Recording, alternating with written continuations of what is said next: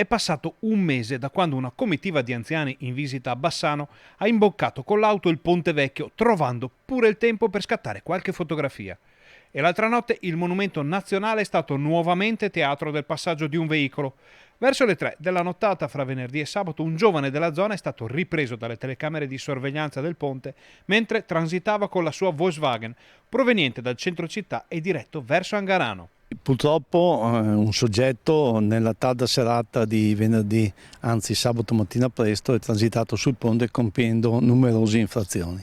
L'automobilista ha messo in fila una serie di infrazioni, compresi 2 passaggi in ZTL, il transito sul ponte, via Angarano in contromano, e ha espletato impellenti bisogni personali in piazzetta Guadagnin.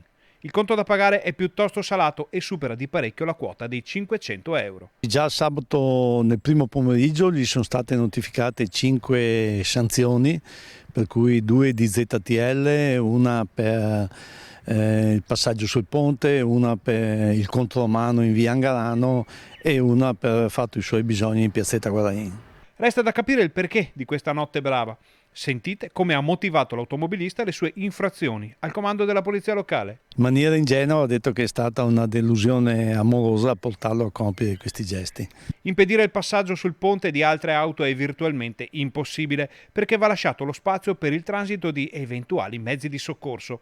Però l'assessorato sta lavorando per inserire nei regolamenti comunali una norma durissima per bacchettare emulatori, sbadati e altre vittime di delusioni d'amore. Non riusciremo a impedire il passaggio se proprio uno ne vuole, ma le sanzioni dovranno essere adeguate a quello che è il gesto contro il nostro monumento nazionale.